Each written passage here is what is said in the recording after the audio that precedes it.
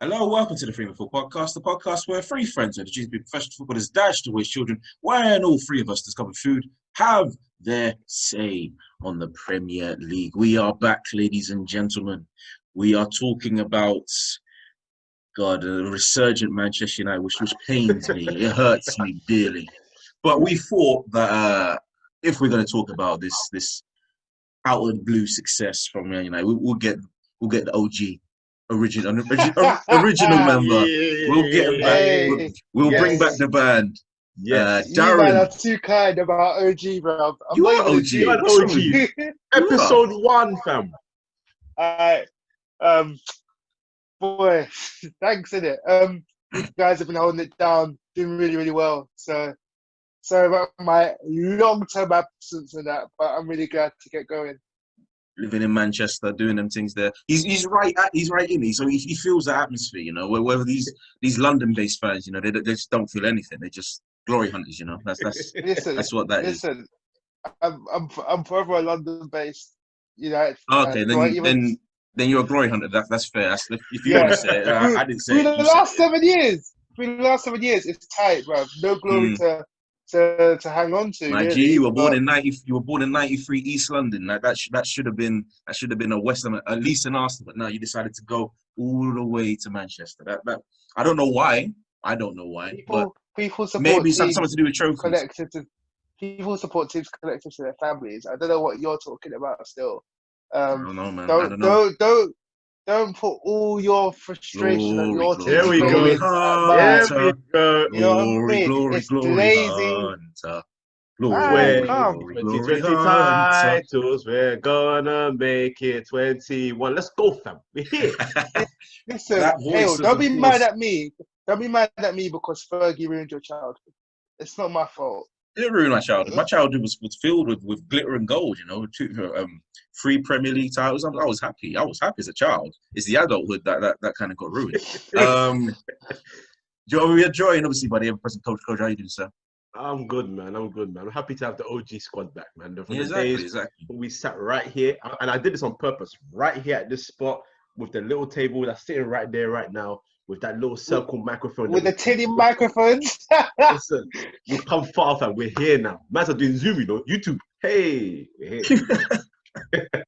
Not hard to do Zoom at all. It's just pretty much click a button. But okay, fair. We come far. We come made far. it. Listen, it's visuals. There we go. We got some visuals down. That's the most important. Where shall we start? Shall we start with yesterday? Bit of a downer, but 2-2 last minute in Fergie time, no less. Obafemi's not sneak. I think they played you off the park in the second half, especially when Pogba and when Pogba went off. Fernandes. Do you know what?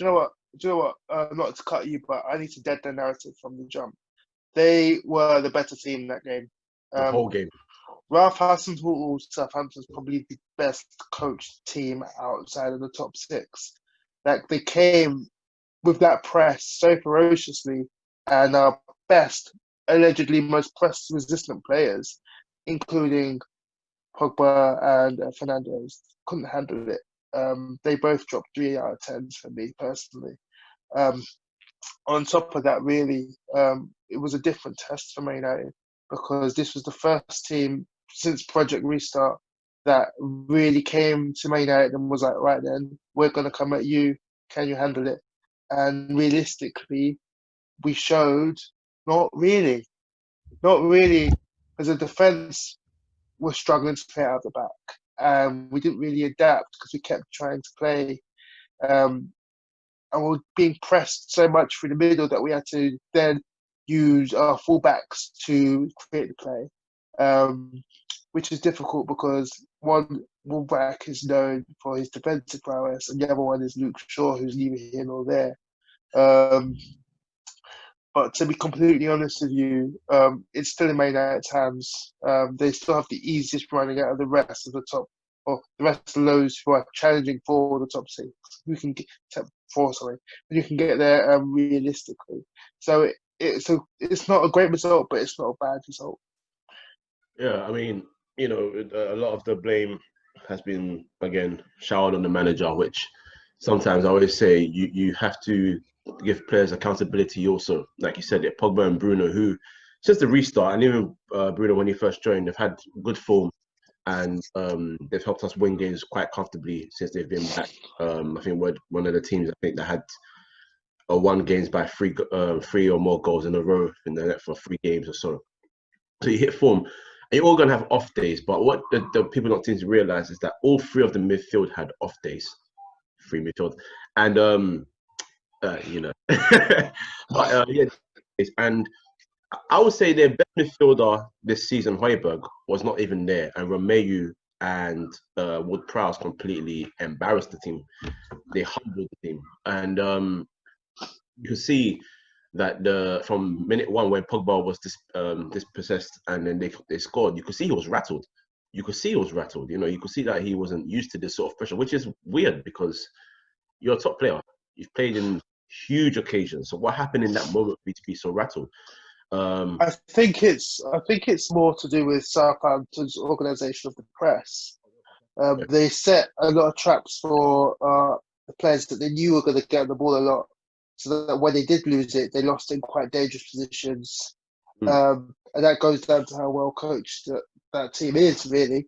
I do have one criticism of the manager. I do think he could have been a little bit more adaptable with the system. I think when Man United came 2-1 up, it should be like, right, what we're going to do now is going to force them back by just playing it into the channels and forcing them back with the pace of the front 3, so that they could not press so high up on the pitch.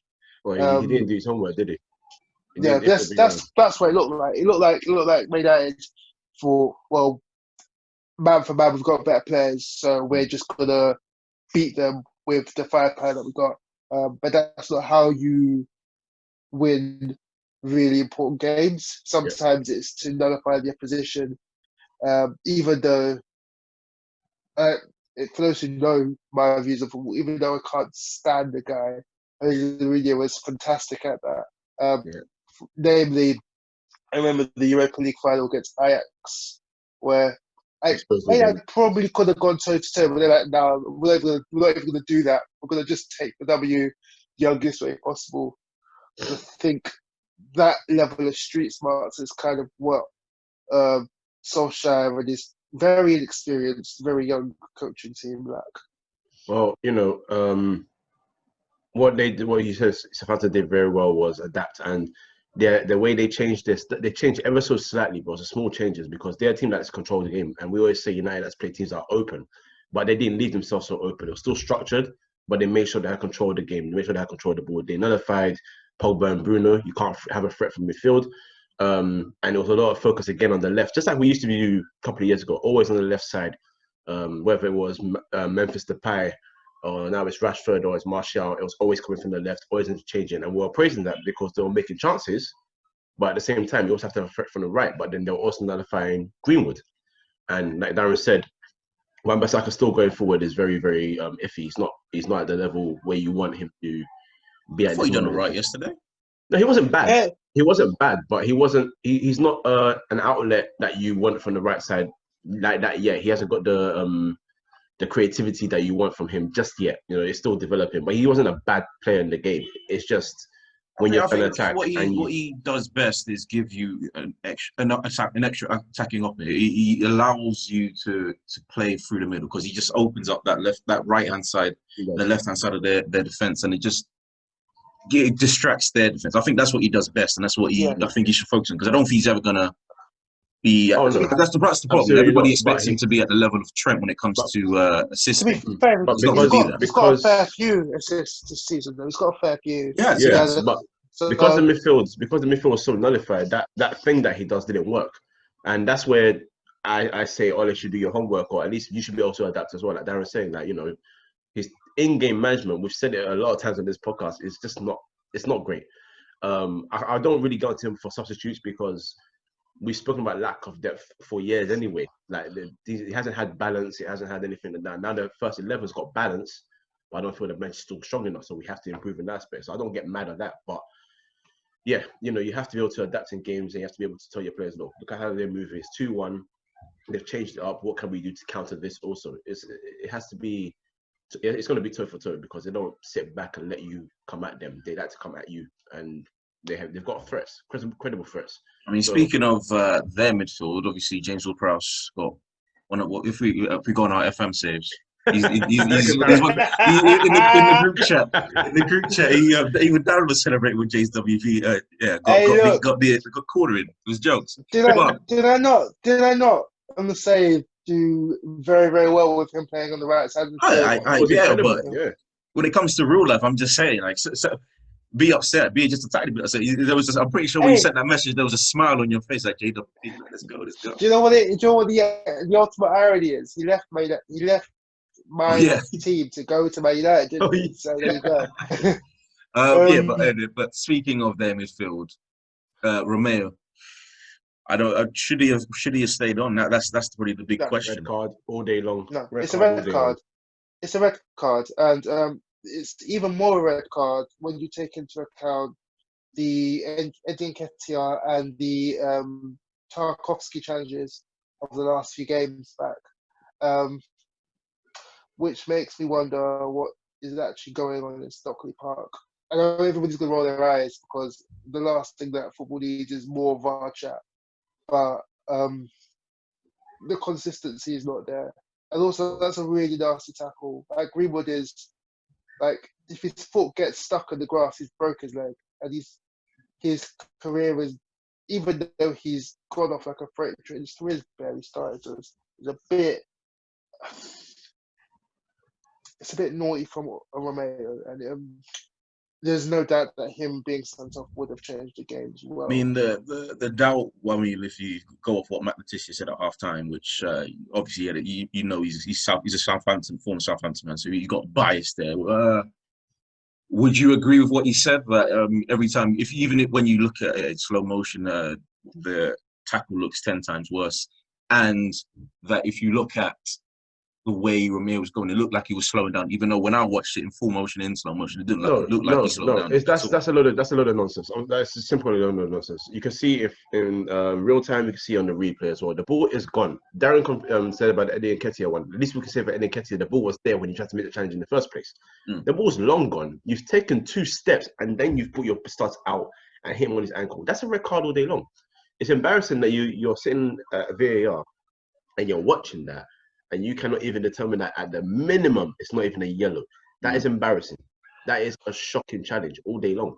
What is the problem with guns right now? I think with Letitia's statement, you've got to remember the horse's mouth in this respect. And to be honest, his view doesn't really count for much when it comes to this tackle because, as you mentioned, the aforementioned bias. Now, me and Michael could be accused of the exact same thing, being Man United fans. But this is why I used the previous challenges as precedents to say, well, if those are reds and they weren't as bad, then where's the consistency in this one? And to be honest, I think the criteria for a red is serious and dangerous foul play. Stands up late. That fits the criteria. So this isn't Man United fan complaining because of Man United fan to get the decision right. That's looking retrospectively on what is put in front of us from the rule makers and also what's happened previously. He should be sent off. So what is it with refereeing in this country? Because we see VAR in Europe. I don't speak Italian, I don't speak Spanish, so I don't know what's going on in their media. But every time we see these decisions being made, it always fans the flames of, oh, we don't need VAR, etc., etc., etc. But I'm a clear fan of it, but I'm a fan of it being implemented correctly. And it just seems to be that in England it doesn't get implemented correctly. The ruling that I think is it Mike Riley's head of referees, right? Where he said, no, we're gonna take the rule. We're not gonna allow the on-field ref to go see the monitor. I don't understand it because if he goes to see that monitor, like the referee in the Arsenal game did, in what looks like 5 seconds, he made a decision like that. So I don't understand why that rules changed because I think FIFA stepping in, taking over VAR. VAR. There you go, got it out eventually. Next season. But I what is think it with English refs? Because it's not now that they're horrible. They've been horrible for a while. Well, I think this is it. they're trying to run it their own sort of way. I think Gary Neville said it in a segment on Sky Sports that they're trying to do it their own way and not try to be the European way, which is if you're not sure in the truck, of course you then go straight to the camera yourself. Camera yourself, and you see your footage, and you think if it's a red, simple as that. They're trying to restrain referees from doing that. That's why Arteta was baffled, because I'm sure he's been told we will make the decision in the truck when we're there. We don't need to the referee to go to the camera himself. It's very rare you see it over here, but that's the whole point of VAR. You know, if they're unsure in the truck, he went there and he saw it within 2 seconds. He stood there, solo challenge said, yeah, that's a red all day long. Went to Aketi a red card. He was assertive. That's what you like. That's what you want to see. That's what you want. Over here, there is such a try and do it our way sort of thing. And number one, it puts the referees at a disadvantage more than ever, because we already criticized them in the first place without VAR. So if you're now making decisions that are wrong again within VAR, you're in trouble. Secondly, the referees are also, it's not even independent bodies. They're also the same referees that go and do VAR in different games anyway. So that's why Mourinho was so chesty enough to say Mike Oliver's name, because he was VAR for 2 of his previous games. In one of them, he was a definite penalty when Kane got shoved. And then he was a referee for the derby. Obviously, they won that, but he doesn't like the guy anyway. So if something went against them again, that's more reason to moan. They're just making life difficult more and more for referees. It should be simple. If they're not sure, you go to the camera yourself. Or even to just make it sure for everyone, why don't all of you just look at it if just to make sure yourselves, and you go from there. It makes it easier for them. But you know, regardless, we've seen some shocking decisions, and even in Spain, it's not better. It's not better. I mean, I've seen Casemiro win a penalty for completely air kicking the ball. There was no challenge made. He air kicked the ball, that completely fell over. Referee went to watch it himself and said that's a penalty. Now we can say that's biased. We can say it's rigged, but regardless, they're all shocking decisions. So what they can do to make it hit better here, my suggestion is everyone, all the referee and the people in the truck, go and watch the footage for themselves. But then would that make it better? I don't know, because we still see some shocking decisions anyway. They get away with so much nonsense. Do you think a lot of them need to be retrained? I think the thing with VAR is only showing us what people can see on the TV sets. It's only replays. Mhm. VAR themselves are making the decisions. The same referees that have been inconsistent throughout the last few years are making their decisions. They just have the benefit of being able to see it more than once. I don't think it's a coincidence that no English referees were in the last major tournament. I think realistically we can all say there's probably one good referee in the top level, and she should get her flowers. So she's a lines person. That's the thing though. She even gets it spot on without VAR. Exactly. I don't know how long she's been working at the Premier League and at that level, but I have never seen her get a decision wrong. Mm-hmm. And to think Richard Keys and Andy Gray ruined their career. They tried it. Yeah. I've never seen her get a decision wrong, and I can't understand why they aren't allowing her to ref a game. Maybe it's her decision. Maybe she doesn't want to. But if I was in power and seeing her being at a consistent level, consistently good, I say that, scratch that, consistently excellent at her job, I would at least offer that promotion to manage to referee a big game. Yeah, it makes no sense that she's stuck on the wings. But the others, retraining maybe demotion to the lower leagues. I don't know, because I don't know if there's any better referees in the lower leagues that could potentially be better than the current crop that we have. Do you know what the issue is at the lower leagues? They don't get VAR.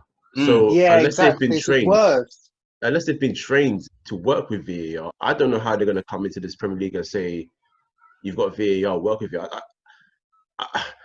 It's appalling. I thought they would at least bring it down to the championship. I understand League One and League Two, the technology and all that, maybe so on and so forth. But I thought at least in the championship would also implement it also. But they haven't looked to do it, and they don't look like they're going to do it anytime soon.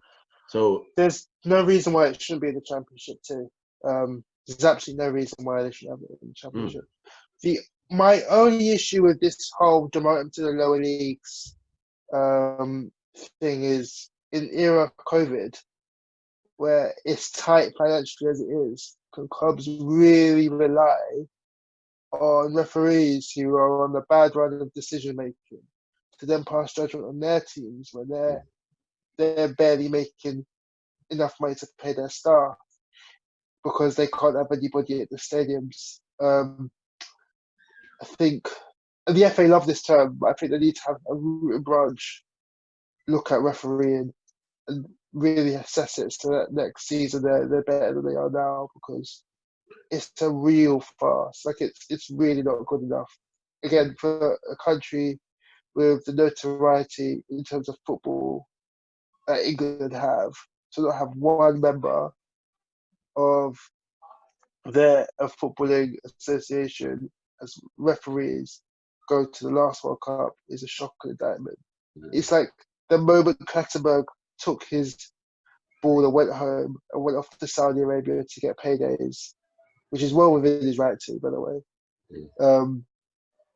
The footballing FA, in terms of the refereeing, had nothing left, and we're relying on Sean Massey to keep getting offside calls right because everybody else around her is underperforming. And refereeing is a hard job. Like, and people are allowed to not have good days at work. Hell, we've all had them. But it's a level of consistency that doesn't really make sense, especially when there's a body of work that showed that things should have been a red card or things should have been a red card. Looking back at the Greenwood challenge and the Nketiah and Tarkowski challenges, for example. Let's get back onto to the football, the club. It seemed like up until that point, like you said, it wasn't a bad result, but everything was seeming to click into place. What was that down to? Was that down to Solskjaer getting it right tactically? His players coming back at the same, at all of them coming back at the perfect time, or was it just form? Was it just did everything seem to click? I think it's a bit of everything, really. I also think lockdown actually had a really good effect on Man United because it allowed Rashford and Pogba to regain fitness, which then meant that they were able to train a little bit with the new side and grow some synergy with Fernandes. And from that, they've been able to create lots of chances for the forward line. On top of that, I think realistically, Leicester's form has helped because it's carried on dangling the carrot for top four. If Leicester had come out of Project Restart on fire, then none of this really would be happening because there would be no catching up. We were 14 points behind them prior to lockdown. And now we're 11 points of goal difference and look in prime position to get in top four. That doesn't happen without things around you going the right way. In terms of a more footballing side, Man United, their midfield isn't crap for the first time and for God knows how long. It really helps having a good starting 11, and Man United do have a good starting 11. It has holes, and Southampton shone a light on those holes. But Southampton are one of the few teams that could do it because they're one of the few teams with such an organised pressing game. Yeah, to be honest, I think it is a mixture of the form of Greenwood, the form of Pogba and Fernandes, the form of Martial and Rashford.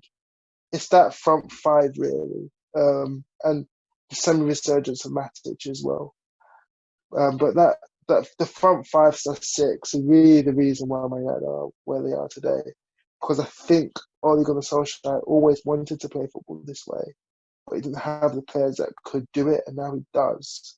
Now it's a case of work outside of football in terms of the transfer window to make those changes, because as yesterday showed, 24-man squad isn't really good enough to sustain challenges. I agree. Yeah, I agree. I think where we criticised him at first was obviously moving in-game decisions aside. His choice of starting lineup sometimes, like for me, I used to say that, Daniel James, starting him, you need teams to play a certain way. And if they don't play that way, he's not going to affect the game. And that's effectively them pushing on to you so he has a lot of space in behind to run. Because he's not a dribbler. He needs someone, he needs to get the ball knocked on so he can just run at speed and go. And I wanted players that are a bit more technical, a bit more higher IQ within the game. So you see Greenwood's doing better in that position already. You can see, I feel like when Mata played with Bruno Fernandes this season, they've linked up very well, especially Mata coming from the right side, despite him not being a right winger, but being able to at least know how to play the role. So, now that he's got a strong 11 that he knows he can believe in and he can play in, that's where we've got the upturn form. We've got a right back that knows how to defend. Lindelof is good on his feet. In the air is where he's poor. He gets beaten way too easily in the air far too many times. Maguire can defend, but I don't feel like he knows his body enough. 75 million. He's such a hot and cold defender. He's such a hot and cold defender. And I feel like because the caliber of defenders are not as high as we had maybe in the 2000s, for me, the best age of having defenders, because you had like good level defenders in every league for me, a couple of teams.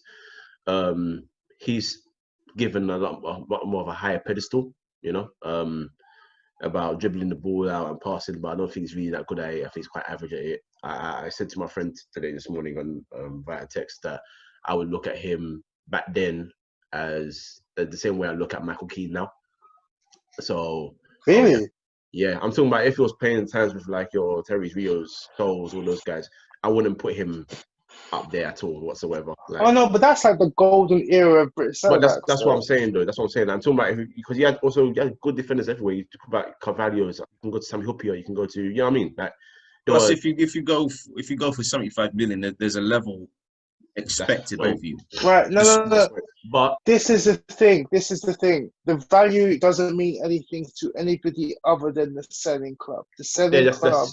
That's the point. The selling club is the one who manipulates the value. Yeah, I understand that. So he's only 75 million pounds worth because Leicester have enough money not to be bullied in the transfer market by. Once again, I understand that, but if you look at Mbappe, if you look at Neymar going for those sort of, if you look at Ronaldo, if you look at Bale, if you look at the standard of players that go for the big bucks, there's a level of excellency expected. Look at Van Dijk; he only went for like I think 5 million more or something like that. So he even Wan-Bissaka 50 million. I think that's a bargain considering how good defensively he is. I think that's a bargain. I think with Harry Maguire, I don't think you've not wasted your money, but you haven't got value for money. I'm inclined to agree with you that he's not worth 75 million, but I think it's a harsh stick to beat Maguire with because it has nothing to do with the valuation. Oh yeah. That's not his fault. He can't determine what the club's value him at. But yeah, I don't really rate him too highly. But at the same time, I do acknowledge that he still made our defense better. He still done a very good job there. So it wasn't hard though. Last year, your defense was shocking. It's not even last year only, bro. It's been a while still. The only reason why people are starting to realize how bad Man United are defensively is because it's the guy's form is no longer otherworldly. Yeah. Let's speak about him because I'd say yesterday he had probably one of his best games that he's had the past 2 years. I think he could have caught I think he should have come out and caught the corner. Personally, I think. You know what? With the corner. Sorry to cut you off, but with the corner, I have to go at Maguire and Lindelof for this one. I have to because Maguire was in a prime position to be there. Obviously, it looks like Ole's mixed up he's put down a mixture of man marking and zonal marking. So AWB, there's this motion that people are saying that he was being bullied. He was goal side and he had him where he needed to be. I think that was Ben Direct. So he didn't need to, he didn't need to go where AWB was. Play your role. The ball's coming towards you. You clear that, and it's done. Lindelof should have been goal side. It shouldn't have gone there regardless, but he should have been goal side. That's chief rule number one in any situation. He should have been goal side. Mark your defender well. I mean, your opposition well, and make sure you can't get in front of you. For me, his goal is too easy for him. Far too easy. But at the same time, I do know where Darren's going with this because United fans, and I think it's very spot on as well. For a while now, we have criticised the fact that De Gea's not commanding enough at set pieces, at corners. He's just not. He hasn't got that command. He doesn't go out for balls convincingly, and he tends to love to stay on his line a lot more. And that's a bit of his game that he needs to improve on, despite the fact that he's been here for a while now. But I'll let Darren explain that. I feel like he's going to go into it a bit more. I think really with the corner, the fault of Lindelof and Maguire is all there to see. Like Maguire's marking Bissaka, and really he should be there attacking the ball, challenging it, so it doesn't get a chance to flick on top of Femi.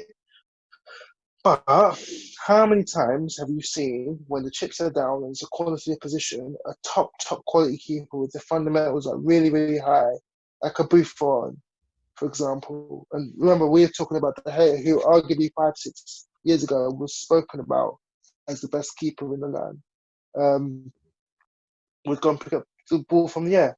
Black would definitely have gone to try and at least punch it clear. I mean, if you look at Handanovic yesterday, though, against Torino, he tried that. Boy. I mean, he's definitely one of those top quality goalkeepers, and boy, he's not an All Black though. He's not an All Black though. Not an All Black, but he's up there. He's up there. Let's remember the circles that De Gea was talking about at his pomp. It was him, All Black, and Neuer. Two of those three keepers are claiming that ball. They're taking people out to clear that ball at the very least. De Gea has consistently done this, where he's kind of half decided, I'm not going to leave the 6-yard box. I'm going to stay on my line and try and save it because he's a shot-stopping goalkeeper. At that point in the game, you want your goalkeeper to clear everybody out, catch the ball, hold on to it, and boot it out as the referee calls for full time. That's what you want. But I wonder how often and how much trust the centre backs have in De Gea actually coming and claiming the ball from the corner. Because I feel like if they did, and if he did it more often himself, that maybe yesterday's 2-2 doesn't happen. Maybe we squeak away with a fantastic result as opposed to not a disastrous one. I don't think any of them trust each other. It's crazy. Even in these wins recently, anytime you see De Gea claim a ball, the first thing you do is he's screaming at these guys. Like there's no. I feel like it's not trust there. Again, Maguire screaming at Luke Shaw again. Luke Shaw, he does this every game. He's so like there've been so many times since Project Restart where it's actually picked up on the mic. Harry Maguire going to Luke Shaw, effing wake up. Every effing time. Yeah, do you know what I mean? It's like, and these are grown men. Like I know he's the captain and stuff. I used to be ordering you about a bit, but to be told to switch on isn't the same as being told, "Oh, go there, cover him," etc. And this is the issue for me. I think left back is definitely a position where strengthening would do us good because Brandon Williams is actually right-footed,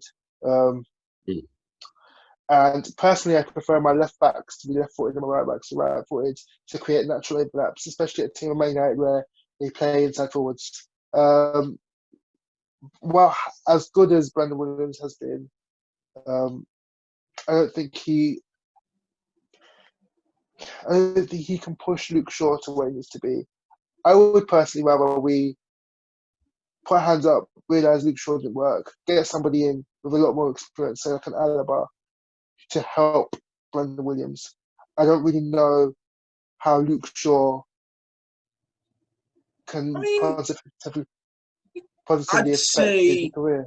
I'd say with Luke Shaw, maybe if he took some personal responsibility, because we've known for a while now he's not exactly been in top tip-top shape. We He's can't not say even any. overweight at the moment. He's not even overweight at the moment. I think he is. I think he's carrying a few extra pounds. I personally do. I mean, we can't still we all discover food, but if we're looking at him as a professional athlete, as a professional footballer, he looks overshaped. But that may be down to, I mean, even this season is like Manchester United's medical staff aren't exactly the greatest. We see Lukaku, who's before he went to Inter, massively overweight, goes to Inter, looks lean, looks fitter, looks in tip-top condition, scores. You know what Lukaku's doing in Inter, he's doing well. With Luke Shaw, maybe it's about getting somebody personal in and decide, because once the body's fit, the mind does wake up. To be fair to Man United staff, is the team looks leaps and bounds fitter than it did under Mourinho. And this isn't me getting my. It's not just Mourinho, jab, though. It's under Solskjaer as well. Like, it was before lockdown. The team does look really fit, and the team showed how fit it looked in the Tottenham game, because where Tottenham were going sort of like they're slowly declining as the game went on. Man United looked like they could go for another 20, 30 minutes. And it was the first game out of lockdown. So Man United do look fit. And I don't think Luke Shaw was overweight. I agree. I think it's a concentration thing. I think it's always been a concentration thing with Luke Shaw. Yeah. I don't think you don't have to be chiseled like Ronaldo to be a fit footballer. I mean, he's a freak. I agree with that, but there are other levels. Me looking at him, he looks it's not massive, but he looks like he's carrying just a few extra pounds for me. I mean, considering what he looked like before, if you remember those pictures, nothing like that, but it's just a little extra. And I think that might help him. It might help him mentally, just switch on a bit more, you know? Potentially. My big issue with him is that I feel like Brandon Williams is already better than him. That's where my worry is. This is what I mean. I don't see what Luke Shaw really does that Brandon Williams doesn't. I think Brandon Williams would benefit from either more game time and Luke Shaw dropping down to number 2 left back, or a seasoned professional like an Alaba, just in front of him, showing him the ropes a little bit more, because he's only 20. Because Luke Shaw is nowhere near as intense as Brandon Williams, and intensity is really important as a fullback. He's nowhere near as good going forward, and with Team Man United, where you have the ball roughly 60% of the time, that's really pushing really it, but important. all right then. Pardon? It's a pushing it, but all right then. 60% of the time. Compared to the majority of the Premier League, Man United are expected to keep the ball for longer than I agree. Most of the teams outside of the top 5. So your accuracy of the 60%, that's where my faith dwindles. You know? I'd say more 52 than 60, but is what it is. If a measly 8% possession stat is where you want to split hairs, as opposed to my general point, then go ahead. But yeah, no, he's right. He's right about Brandon Williams. The thing is, it's funny when you watch Brandon Williams, you don't particularly worry about him. Like, exactly. Defensively, unless when he gets clamped. Oh yeah, yesterday he got. That was brutal. That was brutal. But he said he's really come out and said he's fine. So that's the main important thing, that he's recovering very well. But yeah, we don't worry about him. Every time we watched him since he's made his debut, defensively he's solid. Doesn't get beaten easily. Going forward, despite being right foot on the left side, he possesses more of a threat. He possesses a goal threat as well, because he came and scored against Sheffield United when we made the comeback earlier at their play. Like, you look at him and you're like, Luke Shaw, we get it. The injury that he had was a huge injury, very very huge injury. But you've come back, you've been in for a number of years now. You haven't had the niggling injuries that other players have had since that injury. Like, you haven't had it consistently, but they haven't seen any improvement from you. Like, at least in your reading of the game, at the very least, we don't see that much improvement. Whereas with Brandon Williams has come through, he's 18 years old, and we're seeing a player that we look at him and say, I would prefer him to you. So, me personally, I don't know if Darren agrees, I would take the ruthless approach. See you later. I sympathize with the injuries. I sympathize with the fact that he hasn't been the same since that year when he was popping off with the pounds left. The two had a a link up going. It was fantastic. I sympathise with that. But this is a club that wants to get back to challenging for titles consistently and winning them, and then being competitive in Europe, in the Champions League, not in the Europa League. And if he's not a player that's up to that standard, see you later. You know what I mean? It is what it is at the end of the day. That's as simple as it has to be. It's football. Ruthless. Let's move further forward. Let's go to the midfield now. Let's start with the star man. Whoever who has his name's on everybody's list. Bruno Fernandes. What impact has he made to that United side? And try keep it. No. Try keep it in like focused on him, not bringing. Oh yeah, trust me. We're gonna do it, but I'm just trying to make a point. We don't bring him up to bring other people down. But yeah, what I will say is because I was a fan of him for a while now. Like I had Darren wasn't, no, was he? No, Darren was concerned. Can I quickly clear this up? Go on, quickly, go on. So games like yesterday were exactly where I was. Exactly where I was. Man. Somebody needs to throw tomato in your face. That's ridiculous. Ridiculous, man. But like I've said, like, as you guys know, because we speak all the time, like, and this is even before he even joined Man United, I was like, he's good, but can you imagine when you're trying to build up play and he takes shots from 40 yards?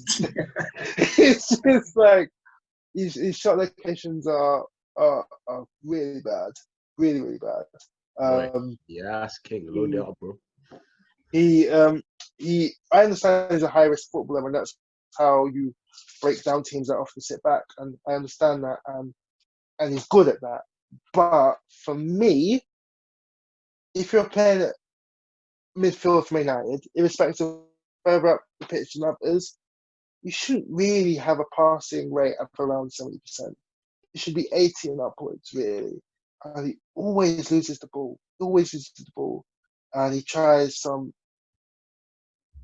unlikely, shall we say, Hollywood passes that don't really need to be made. And he doesn't really strike me as that much of a patient player. That being said, boo. Yeah, that being said, he has transformed the team. There was no ifs or buts about it. His dynamism. What Darren's saying about his the risk taking, that's the one thing I knew about him, that I knew that it can be very hit or miss, because if you come and he does love to just try and make the impossible possible, that kind of saying. He likes to just try and find this pass that he thinks, oh, you know what, this will be crazy, but let me go for it anyway.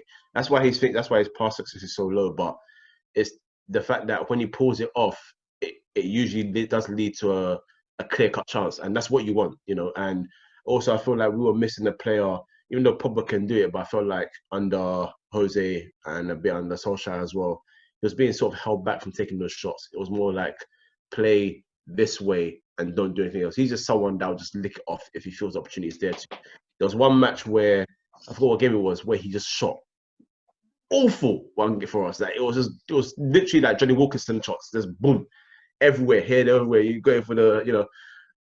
But I wasn't mad at that because, I would have been mad if we lost, but I wasn't mad because we won, and also the fact that at the end of the day, I like the fact that we got someone that could shoot. It's similar to the Arsenal thing when, you know, you had Rosicky, but because Rosicky was getting injured a lot, they didn't have a player from out that would just hit from outside the box sometimes. The opportunity is there.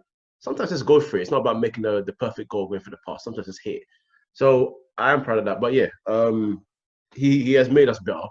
I'm glad that he's linked up with Pogba comfortably. That was the biggest worry for me, because my one complaint for Pogba has been he hasn't played with the quality next to him in midfield for me enough to help. You need two creators, and I don't think he's had that. I'm glad that it's worked out with him. I'm glad that they've got a midfield of him, Matic and Pogba working very well. And this was I'll say his second poor game. There was one game, I think the game before actually, it was quite average. I don't think he's been as poor as he was yesterday. No, yesterday was shocking. It was a 2. It was a 2 out of 10. He was abysmal. If I'm being completely blunt with it. But he'll get away with that. he'll get away with that because all the focus is on Ole and Maguire. But if we're being brutally honest, and of course he got an assist because he just passed the ball to Martial before Martial won his mad one. No. No, but they're gonna put it down in the records. I Isn't know it goes but down as an assist. it's not really an assist. It all counts. Listen, it all counts. It all counts. It all counts. But you know, that was more about Martial's wonderful dribbling before he finished it wonderfully. So they'll look at that and say, well, he's contributed. But at the end of the day, if somebody's overall performance, it was an absolute shocker. But his whole tenure so far at United has been very good. I would hope that in the next 3 games he doesn't perform like this again, because we need to get the points. But he's changed a lot, and he's helped. Or not helped actually. I don't say helped. Pogba's always needed just someone extra to help him do that. I feel like Pogba doesn't feel like he needs to do everybody's job in midfield now that Bruno Fernandes is there. Thank you. I feel like Bruno Fernandes has said, right, I'm going to be the one who is going to make the passes in the final third. I'm going to be the one that is going to unlock the defence 30, 40 yards from the goal, which will allow Pogba to play make from slightly deeper. And to be honest, he's been really good at that. For my criticisms of Bruno Fernandes, he's been really good for Man United. I want to make that abundantly clear before they come for me on the comments, and I won't read them anyway. But yeah, he's been really, really good for Man United. It's just I wish that he would be more calculated with his risks. Because games like yesterday, you needed. This isn't just a slight on Fernandes. This is a slight on the entire midfield. You needed them to okay, we're putting our foot on the ball. We're keeping it for 20 minutes. We're keeping it for 10 minutes. Any time that Southampton got ahead of steam, it should have been right. We're disrupting the game. Right? We're keeping the ball. We're knocking into the channels, or we're making the game ugly for 5-10 minutes to kill the steam. And they didn't do that. It showed a lack of game IQ in my opinion. But as I said, Bruno Fernandes largely has been really, really good for Man United. Paul Bill, the man that's benefited from his, I say Fernandes's ability and he just attacks, and that's something that Paul Pogba's benefited from. I think. It's hard for me, especially considering I've been such a fan of him since he joined, especially last season where he doesn't get the flowers that he deserves because when everything was going wrong, it was all down to him. Everything going right is all down to Oli. Now everything's going right again, it's all down to Fernandes. I don't think he gets the flowers that he deserves. Mm-hmm. But why does he seem a bit freer now? Because oh, go on, you do it. Yeah, because you know when people I don't know how far to go, but you know when we bought him from Juventus, you know how it is with fans. They saw the video of him control it from like 40 yards and lick one that's 35 top bins, and they thought we were getting some sort of Super Saiyan striker from midfield that just licks goals here and there, and he must get 20 goals and assists from every season, despite the fact that in Premier League history it's only been one player to ever do it, and the only person that joined him recently was Lionel Messi, and he only done it this season despite everything he's achieved in football. So there's levels to that. First of all, that's first and foremost. So those kind of pressure is stupid anyway. But to the point, he's freer because, like Darren said earlier, he doesn't have to do everything anymore. It's very, as you both of you said, it's very, very simple. If you have a midfield where you have the ball and they don't help you, I don't know, play triangles, you know, pass and move, they move here, support, so you can do link-ups, 1-2s to make the game move quicker, to suddenly create the chances in behind.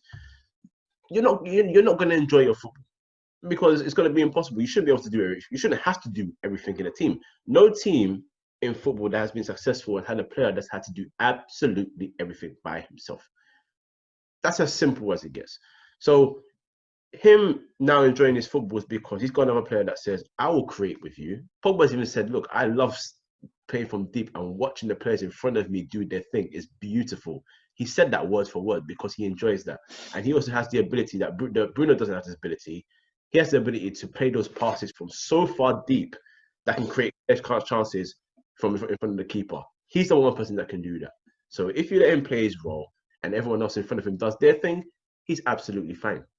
But he was held back from doing that. And people didn't want to see that. It's because it's Paul Pogba. We bought him for 95 million. He came back, we done the big reveal and he said, I'm back. And you have Pogba hashtags and all that. And, I call him Stormzy was in the video and all that. Exactly. Yeah, even despite what you were saying, he still managed to get 16 goals and 11 assists last season. I wasn't good enough, apparently. I'm going to say it. People that know ball know that Pogba being slandered by the fans and the press ain't got nothing to do with Pogba, the footballer. Mm-hmm. It's that simple. Absolutely. The Pogba slander has got nothing to do with Pogba, the footballer. Absolutely. And I think Pogba has shown consistently how valuable and how good he is, and how he is one of the best midfielders on the planet. He has his faults, like every footballer does, but that for me is unquestionable. So for me, it's nice to see Pogba happy. He does look happier at Man United. Yeah, it might be because there's no crowd at Man United. Because me and Michael both know we went last season. We know how the fans talk about him. So maybe he's happy because they're not there. Was it last season when he was standing near the tunnel and those fans in that section? Was it last season or season before when they was berating him? It was last season. At the end of last season, stand there and take it, despite the fact that he dominated. I'm rambling. Sorry. Quickly, just that he dominated everything, despite apart from top goal scorer. Because of course you expect your striker to score the most goals in the team, but he dominated everything else comfortably. Fouls won, even tackles. He won more tackles than anyone in the team. So anyway, sorry, Dan, you go because I'm about to get mad again. I'm sorry. It's one of those ones where you look at the perception of Herrera and the perception of Pogba, and the way one person has left the club, and the reasons why one person has left the club, and you compare it to the reason to why somebody said they were about to or wanted to leave, it's markedly different. Pogba's, to be quite frank, his ambitions were not matched when he came to Man United. He was obviously sold a project, and that project didn't come to pass. And he said, look, man, if you ain't on this, I'm going to go Real Madrid or Barcelona or Juve and collect my CV accolades like they should be. All he's ever wanted from Man United is Man United to not be scrubs, to be honest. That's all he's wanted. But Herrera left Man United quite clearly, and it's documented. He wanted more money, and he wanted a greater importance in the team, despite his ability not really warranting either. And yeah, if you go back to that clip, and you go back to the way the fans were talking about him last season, Herrera was the best thing since sliced bread. New Roy Keane, all about the shirt. He's the one who left for money. No, Pogba's still here. There's a beautiful thing to that as well, because when Alex Song made it quite clear why he left Arsenal for Barcelona, because he needed to make it sure that his money for the family, who made that they're financially secure. He said with his chest, but other people they don't say it, but you know why they're going. But it's passion. Oh, Herrera, we're losing 2-0 Man City, and he spat on the floor, and coincidentally the City badge was there, so that shows the passion for the shirt. And get the heck out of here with that nonsense, man. I don't want to degrade large swathes of possible listeners, but certain demographics and empty gestures. That's all I'm saying. I mean, we're full of platitudes here for Pogba, but obviously he did make that mistake, and that's where I think we need to criticize him. Is those mistakes where he just dwindles on the ball for far too long. He plays the Hollywood pass, even though he can do it. He plays it far too often, similar to Bruno Fernandes. I think that's where, and he holds the ball for far too long. That's where you can criticize him. You can't criticize his commitment, because last season he was up and down the pitch more than any other player. He scored more goals than any other player in the team, made more assists than any other player, more tackles than ever. So you can't question his commitment to the club, especially when he's your best player. It doesn't make any sense. But what you can criticize is he dwindles far too often, and the Hollywood passes are. He needs to rein them down just a bit.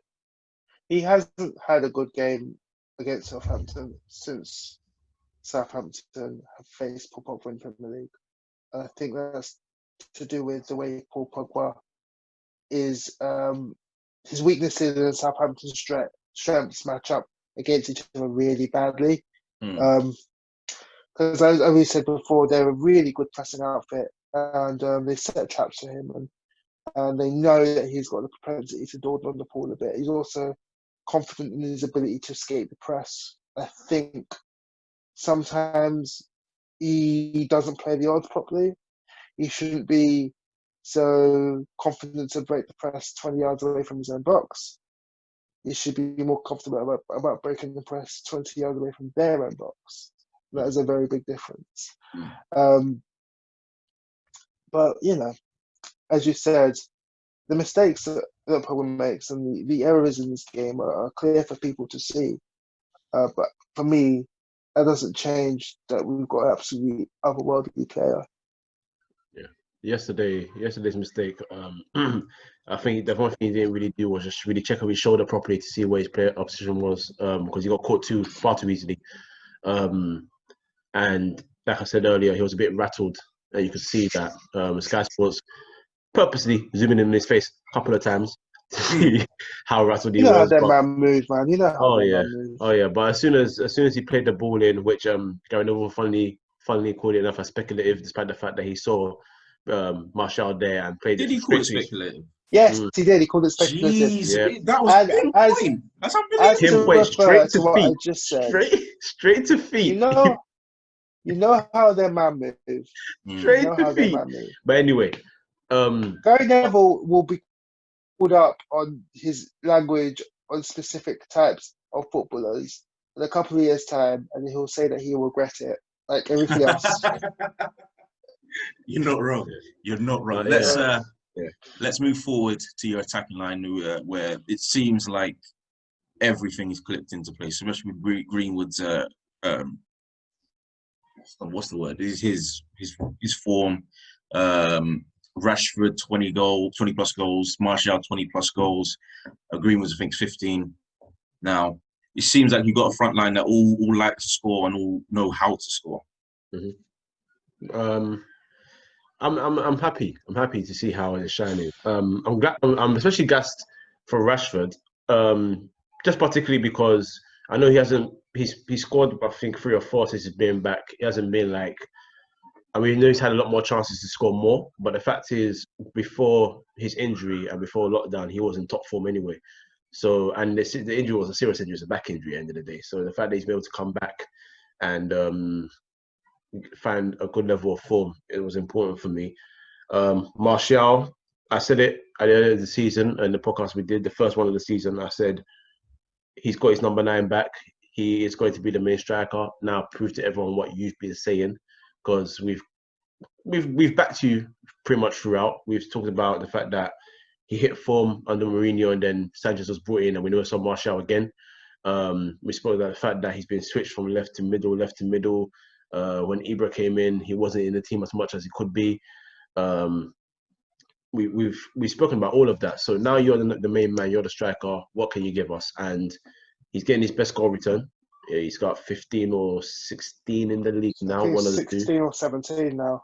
Yeah, because he scored yesterday, so that puts one more onto his tally in the league. That's now 21 for the season. Him and Martial are level. And then Greenwood as well, who I didn't even realize until he started getting more game time that he had actually hit that many goals. It didn't really hit me until then. I was like, wow. Like, we know, because as United fans, we know he's a goal scorer. We know he's very good with both his left and right, but we didn't realize that he really scored 15 or so. So the fact that he's added goals to his game, the fact that he's got the same amount of Premier League goals as certain box-to-box strikers, that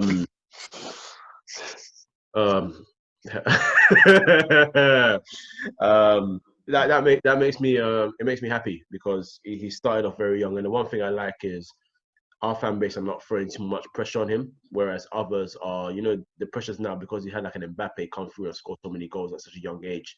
The idea that you must hold, once you talk about a player being like high potential, they must also be up here scoring this many goals. That's not how it works. Every player develops differently, and he's developing freely. He's playing on the right despite being a striker, and he's playing it very well. So long may it continue. Obviously, we are probably trying to get Sancho. That depends if we get Champions League.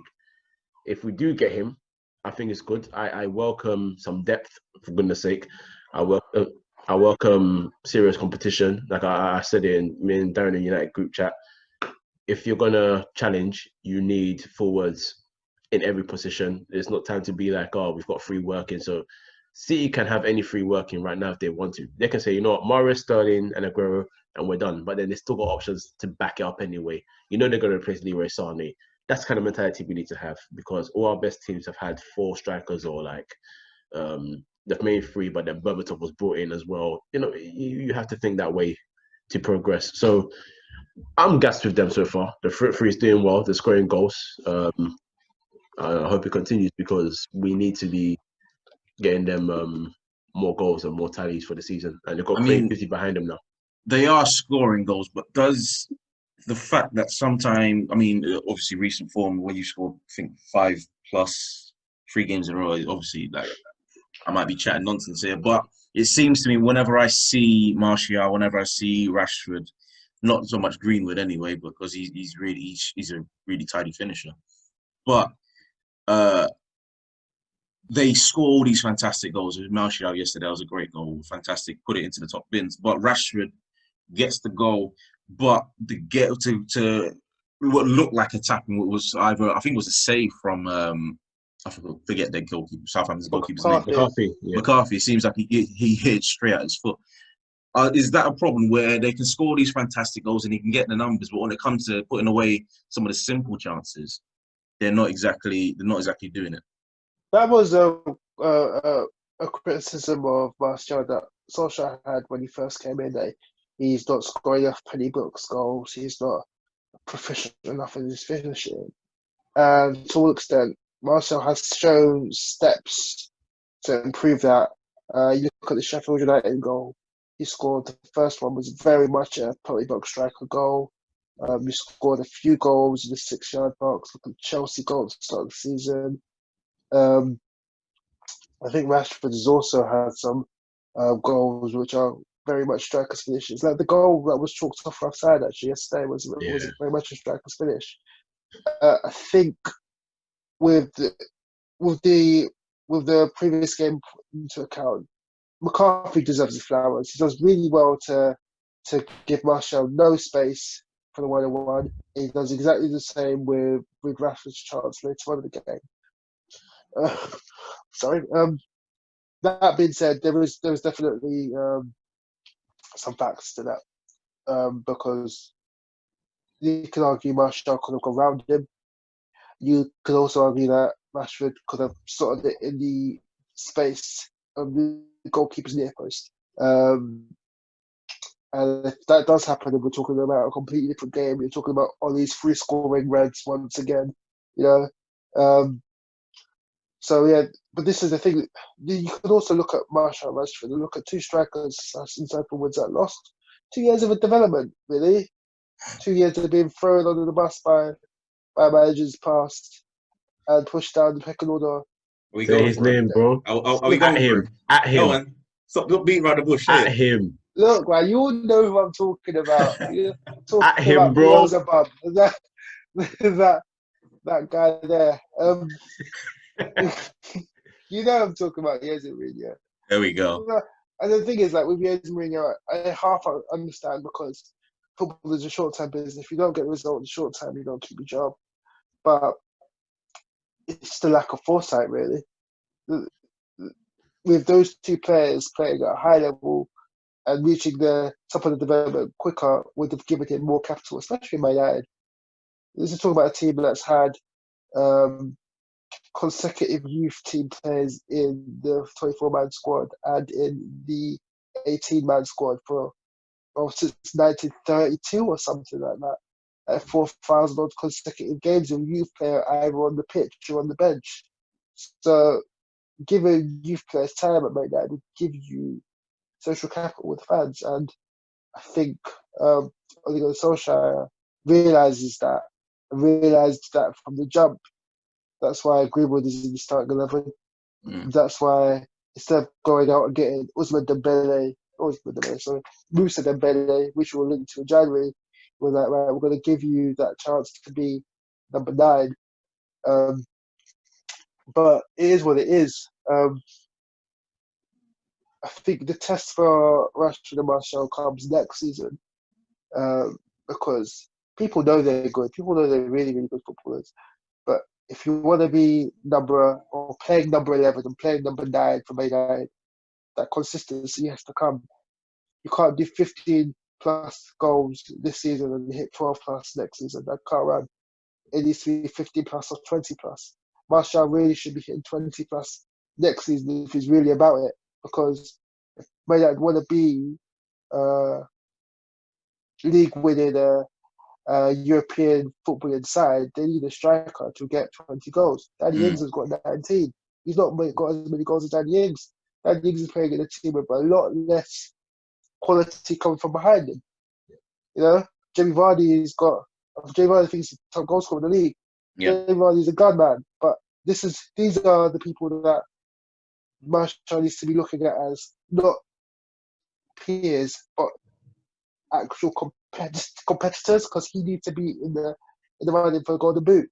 If he wants to stay number 9 by United, he needs to get goals at Aubameyang, Salah, Vardy. So, but with Rashford, I think he's more certain in my opinion, because the expectations for a wide forward are different. 10 plus goals for a wide forward is a good season. He's got 15, and he's very, very creative. He does create a lot of chances himself. He's also got a set piece in him, which we've seen in the Chelsea game. And he's 2 years younger than Martial. So it's looking slightly better for Rashford. It's looking good for both, but it's looking slightly better for Rashford. Let's go to your manager now. I mean, you can argue he's obviously. I think we have argued that previously that he hasn't been up to the task. But this season, he's everything seems to be clicking, going into the right, clicking into place. Is it a case of giving him, if he does get Champions League next year, giving him a go at it, or if he doesn't, or even if he does, try and get somebody of stature of that? I mean, obviously, coach, you know who we're talking about. Pochettino's there. Pochettino's still available. Is it about getting that guy that's going to be certifiably challenging for titles, challenging for the European Cups and all that sort of jazz? At this point, if Ole Gunnar Solskjaer manages to get Man United in the Champions League football, gets Man United to a Europa League final or an FA Cup final, he deserves next season at the very least. Irrespective of our views on him, whether he's really the right man long term for Man United, if he does that, from where Man United were pre-lockdown, he deserves as much opportunity as anybody else. And to be completely honest, I wouldn't be mad at that. Whilst I've only really been a fan of, say, 2 of his last 4 signings, at least I can see what he's trying to do. I see what he wants, and he's definitely a manager who's got Man United's best interest at heart. Like, he isn't gonna make a signing for stupid money for somebody who can only really give him a year or 2 years of their best football. He isn't gonna do that, even though that might help him stay in the job. He's also, one thing that I think is really underrated about Solskjaer is he knows exactly the type of players that can't and cannot keep playing for Man United, and you can tell that by the people that aren't in the 18-man squads, and you can tell that by the people that no longer play for Man United. And even the people you would think that Solskjaer has got a little bit of a preference to because he was there when there were the reserve coaches like Lingard, can't even see bench these days. He's either starting or he's not in the squad. So it tells me that Ole Gunnar Solskjaer is saying, these are one of your few chances left, grab it or you're not going to see pitch. Phil Jones hasn't seen pitch. Injury notwithstanding, barely sees it anyway. You look at how Sanchez is going, look at how Ashley Young's going, you look at how he made that quick decision in Lukaku.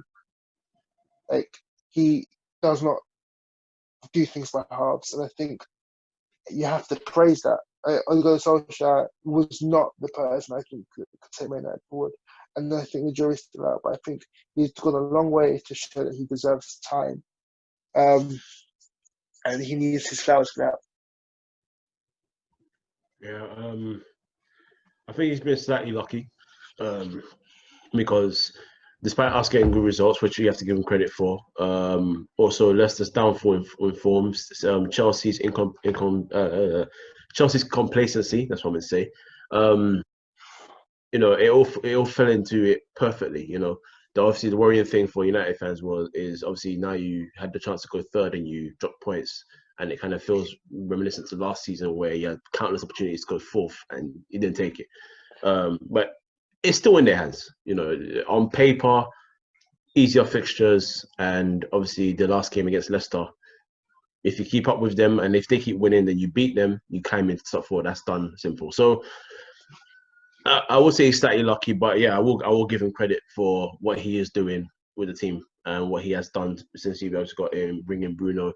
I don't know what made Woodward give him much control over transfers in that sense. We've criticized Mourinho before some of his signings, but when he finished second, he wanted some extra defenders to help De Gea, and he wasn't backed in that. So really should have got them then as well, to be honest, because that was probably as good as Man United were ever going to do.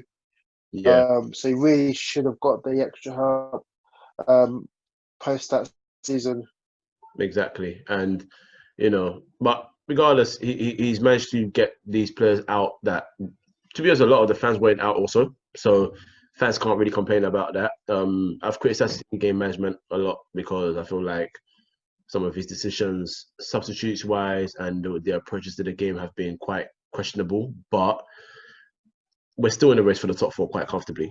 And if he does make Champions League, like Darren said, and if he has an FA Cup or Europa League, even if he finishes fifth, but as the Europa League, that still gets him into the Champions League. So it's still a trophy regardless, and that would warrant him getting another spot, because apart from Pochettino, again, the other managers that we can mention, Hasselhoff's a good manager, for example. Who's the guy that's trained AC Milan again? Ralph. Oh, Ralph Rangnick. Rangnick is another one that's been mentioned in the past about being a good manager. So there's always options out there, but if he achieves Champions League football and adds a trophy to it, he deserves another year at the helm, and he's got the players working for him. I think Kel, you said it earlier to us that he's a great manager. He knows how to. I didn't, but thank you for the credit. Okay. Okay, someone then. Might be Darren. I don't know. Regardless, he's got them working for him one way or another, and they're playing for him one way or another. And they act as if Pogba has never smiled in the last 16 to 18 months, but he's been smiling more than ever anyway. So I guess he's doing fantastically well on that as well. So, I just hope he can continue. I hope he can get 9 out of 9 points for the rest of the season. And if he does get Champions League football and a trophy to add to that, then I have no qualms whatsoever about it. And even on Pochettino, I still think he needs some time out from football anyway. I think he was drained. I think he's enjoying his time away. I think he just needs to relax, take it easy, regardless. Managers like him needs to come back with, they need to be impatient to come back. You need to start hearing him everywhere on the radio saying he wants jobs. This is why I'm a bit surprised at how bad Tottenham have done, because I thought when Jose comes back, oh my God, he's going to be a pain. Because Jose was desperate for a job. I think Pochettino needs to be that level of desperate for a job, because he can look back at his job at Tottenham now and think, well, you know what, I got out at the right time. I did really well, considering nobody can chat to me, and he can continue looking at that until probably next season, until something else has happened, until he's no longer as fresh in the memory. And to go to Solskjaer, I think it's a little bit harsh to go at his in-game management when the team lacks so much depth. If you play your best 11, you're looking at from a position where we're behind or we need to consolidate the game, like yesterday, looking at players like McTominay, James, Pereira to help you. Oh yeah, no, I get that. It's I think just it's quite harsh to then be like, well, you're I- game management, because if you look at his record against the top teams this season's been incredible. oh yeah, Incredible. but that's what I'm saying though. That's what I was saying earlier about knowing your opponent a bit more because you can't approach games the same way. Because I understand that we didn't have the Pogba didn't have a Bruno next to him to also help dictate the midfield, and maybe he wasn't sure about Greenwood coming in just yet. So Daniel James is playing a lot more. And to be fair, Daniel James started the season quite well anyway. I can't even hate on him for that. Like he actually started the season quite well, but you could see that he was slowly dropping. And I'm not mad at him for that either because he came from Swansea. I didn't have big expectations for him anyway, so I didn't think, oh, this guy, you started so well. Like, why have you become like this now? Like, you've done all right for what we expected of you anyway, for being honest. But I feel like maybe some of his choices at times in selection and that just here and there were a bit, But all in all, I'm not mad at the job he's done. I'm not mad at all. I'm quite glad actually that he's done quite well and he's got the team working very well. So let's try and get Champions League. And if we win Champions League, like I said, Chef Kojo in effect, I'm gonna cook for you, man. We're gonna have a good time. We're gonna celebrate. I mean, you. It's not a celebration for Kel because them man over there. It's kind of peak out North London right now, but join in anyway. We're all friends here. All yeah, friends exactly, here. man. We've been friends a long time. Family, man. We're family, man. We family. Yeah. Let's wrap up with a final question. 3 major signings. Who would it be? And plus goalkeeper. Would you stick with De Gea? Would you buy someone, or would you try out with Dean Henderson? All right. For me, this is really simple. Henderson comes in.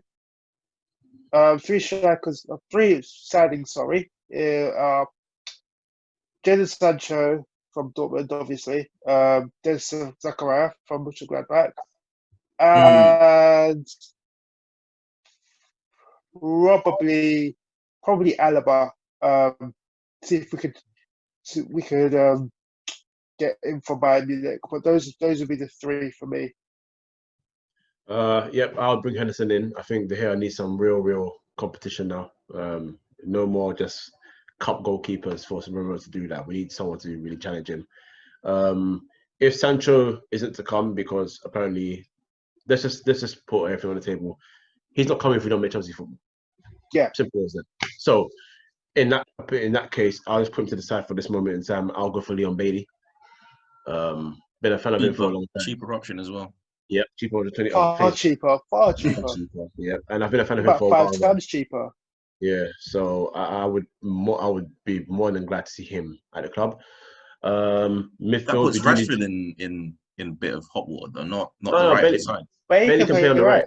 He can play on the right comfortably, so no beef there. And I also like the fact that it would make Greenwood also be that competition to Martial because he's actually serious competition. The guy can finish. He's cold.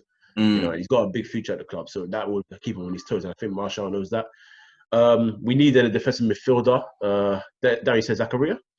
Yeah, that's a good shout. I haven't really thought about a defensive midfielder, so I'll follow you on that one because I haven't really. Ruben Neves, man. That makes no. Listen. Neves. I'm gonna say it now. Neves is overrated. He's been outplayed by John Martinez beside him. Understandable considering the age difference. He's not the type of defensive midfielder that we need. Manchester United need. There's Zakaria is a more mobile Matic with a better passing range. That's the type of defensive midfielder that Man United need. Yeah. I'll be honest with you. I'm not entirely sold on Ruben Neves. But that's just me. Yeah. No. I agree. I've looked at him this season, and his passing is phenomenal. His ability to shoot from long range is phenomenal, but he's not defensively great. And you know how I am. Like, if you're a defensive midfielder, you need to be good at your primary job first and foremost before all the other talent comes into it. That's when we add you to the team. So I wouldn't go for him, not at this moment in time, and not until I at least see improvements in his overall game. And Yeah, I will stick with Darren from Zakaria because I haven't really thought about defensive midfielders like that. But Zakaria's a good player, and I wouldn't mind him at the club. I think we need another centre back because I still don't trust Roblox. So as for centre backs, really and truly, the only one I can think of is Diaz. I mean, I'm not even thinking about like our save or anything like that, but being genuinely serious, I've watched him at Benfica this season. This guy's been incredible, man. Solid defender. Damn good. He It's looks slow. like the type of defender that would fit right in at a Premier League club as well. Yeah. He's got that about him. Yeah. Yeah, and to be honest, if I could have got a centre back, I would have. But I'm so damn sick of Luke Shaw. I think Alaba is so quality.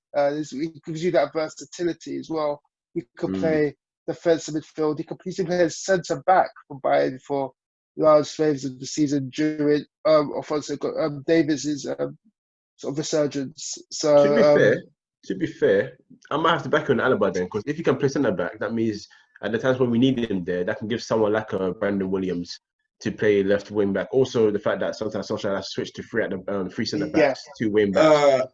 It could Premier League and German League are vastly different in terms of demand. Right. Let's not forget Daley Blind was incredible at centre back for Man United. He was really, really good at centre back for Man United. Incredible. And everybody was like, oh, but he's not strong enough. He's not quick enough. IQ. But he was right that season when Man United came second. IQ. It was him and Bailey at centre back, and he was phenomenal. Yeah. So Ake's? Who? Ake? I mean, I would say that what his recent form has just dimmed his light, man. Because it looked like when Solskjaer was speaking to him, he said we need a left-footed centre back. And I think he's a good option. I do think he's a good option, but bloody hell, man, his recent form's been poor. I think Ake. I'm not sold. Ake's good at stuff that Maguire isn't good at, right? Which makes Ake look like a good fit. But at the same time, this is a team that wants to be playing Champions League football.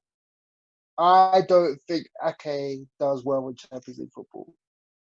I think Ake gets burned.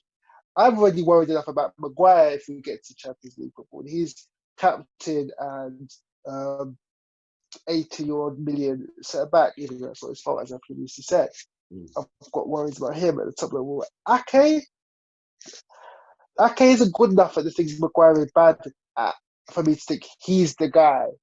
I think it's a step too far. I think Spurs is a good shout for Ake. I think he's a level just below the Champions League. I'm not gonna lie. Was that that's team that shots fired? I don't. That's not shots. That's not shots. That's where they are right now. That's a good move for all parties. Yeah, that's where they are right now. To be honest, they need an upgrade because their defense right now across the board is shocking. But yeah, no, I've never ever really been convinced by Ake anyway. So me personally, that would be a no-go. So I wouldn't even go near him. Not even for a backup. Simple as that for me. Yeah, I'll go Diaz or Alaba. Diaz because if I'm being kind to Shaw, then he can stay there as a number 2 to Brandon Williams. I feel like that has to change from now, to be completely honest. But apart from that, yeah, Alaba would be a perfect fit. A left back that can also play centre back comfortably, a defensive midfielder comfortably. Like it looks like a perfect purchase. But yeah, no Ake's for me. No way. No way. All right, let's end it there. So I would say, Darren, where can you find you? You don't want followers or anything like that, do you? Leave me alone to rant about football and socialism. Oh, come on, man. That was the guy that said that Gerrard screams, was the Henderson screams Gerrard's name and takes a shot from 25 years. Listen, if you're going to butcher my one viral moment on the internet. Hey, I'm saying this, I'm putting it here now. He must have sold that, and you're the reason why Liverpool are so good right now. You're the only reason. Coach, where can they find us? You can find us now on YouTube, Snapchat. No, they can't.